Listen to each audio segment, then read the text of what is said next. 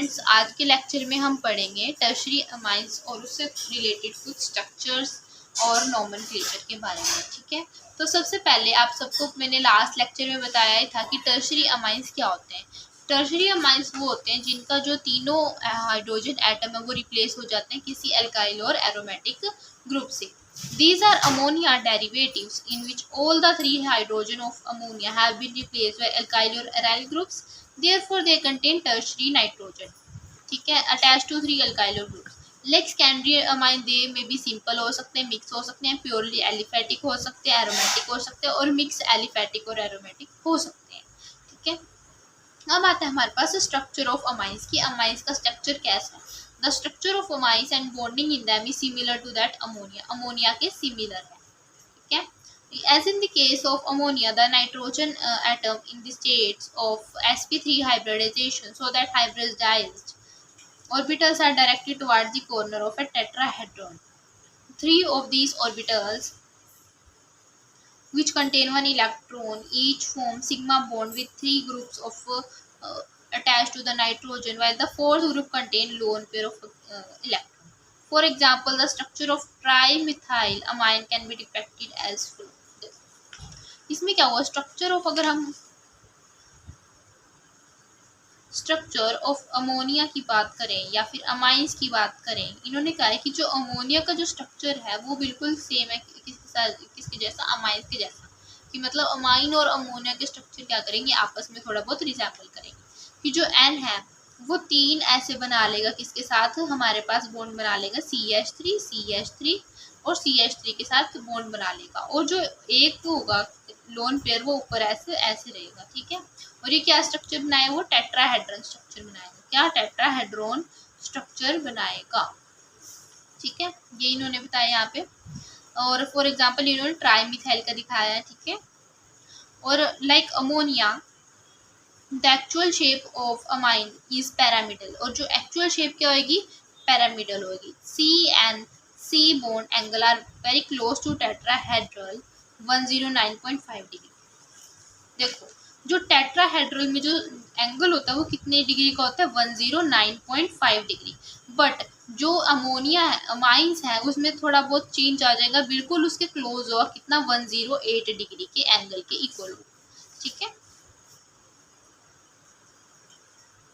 The CNC bond angle is similar to 109.5 degree. The actual angle कितना होगा ट्राईमिथाइलामाइन का? 108. This angle is slightly greater than H and H bond of angle 107 degree in ammonia due to greater steric repulsion between methyl alcohol groups as compared to hydrogen atoms in the ammonia. देखो इन्होंने क्या बोला, ये हमने अभी देखो, जो ammonia है कुछ ऐसा है HHH। ठीक है, यहाँ पे उसके क्या होंगे? कुछ लोन पेयर प्रेजेंट होंगे। ठीक है, उनमें जो एंगल था वो कितना था? 107। कितना था? 107 का। बट जो इसमें एंगल होगा वो कितना हुआ? 108 का। 108 का। ऐसा क्यों हुआ? और जो एक्चुअल एंगल होता है, एक्चुअल एंगल जो होगा हमारे पास, पैरामीटर स्ट्रक्चर है कुछ, पैरामीटर स्ट्रक्चर का जो एक्चुअल एंगल होता है वो कितना होता है? 109। अब देखो यहाँ पे ये सब फ्लक्चुएशन क्यों हुई है? क्योंकि यहाँ पे ये जो अमोनिया का स्ट्रक्चर है, अमोनिया के स्ट्रक्चर में जो यहाँ पे जो प्रेजेंट है वो क्या है? हाइड्रोजन प्रेजेंट है। सारे क्या है? Hydrogen present. तो ये एक दूसरे से इतनी रिपल्शन नहीं करेगा, तो 107 का रहेगा एंगल। ठीक है, अब ये क्या करेगा? एक्चुअल में क्या होता है? एंगल 109.5 का होता है। बट जो टर्शरी अमाइंस है उसमें थोड़ा बहुत फ्लक्चुएशन कर जाएगा 108 डिग्री का। क्यों? क्योंकि यहाँ पे क्या हो जाएंगे? CH3 और ये आपस में एक दूसरे को क्या करेंगे? रिपल्शन करेंगे। तो ये एक दूसरे को थोड़ी दूर चले जाएंगे, एक दूसरे की तरफ से थोड़ी दूर चले जाएंगे, तो एक दूसरे को रिपल्स करेंगे, तो CH3 थोड़ी और दूर चला जाएगा, तो इनका एंगल क्या हो जाएगा? थोड़ा और स्प्रेड होकर 108 डिग्री में कन्वर्ट हो जाएगा। ठीक है, तो ये हमारे पास इसका स्ट्रक्चर है। मेन पॉइंट आपको क्या याद करना है? इसका जो स्ट्रक्चर है वो किसके साथ रिजेंबल है? अमोनिया के साथ रिजेंबल करेगा,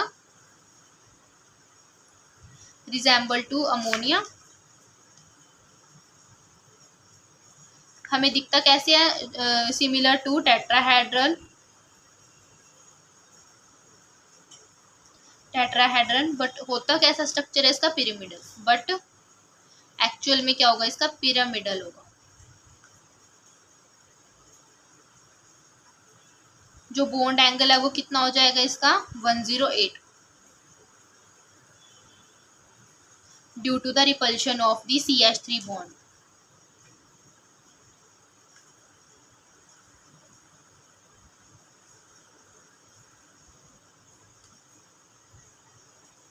ठीक है, और एक क्या होगा इसमें, जो हाइब्रिडाइजेशन होगी वो कितनी होगी, sp3, कितनी होगी, sp3, lone pair present, 1 lone pair is present on the top.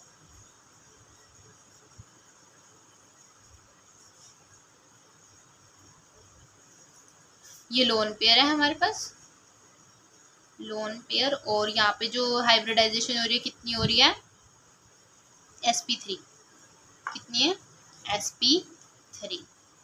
ठीक है, बस इसमें स्ट्रक्चर ऑफ अमाइंस में आपको इतना ही करना है। ओके, नेक्स्ट लेक्चर में हम नोमेनक्लेचर के बारे में डिस्कस करेंगे। वैसे तो हमने इसी लेक्चर में कंप्लीट करना था, बट नेक्स्ट लेक्चर में हम नोमेनक्लेचर के बारे में डिस्कस करेंगे। Okay, thank you. मेरे चैनल को लाइक शेयर और सब्सक्राइब ज़रूर करें।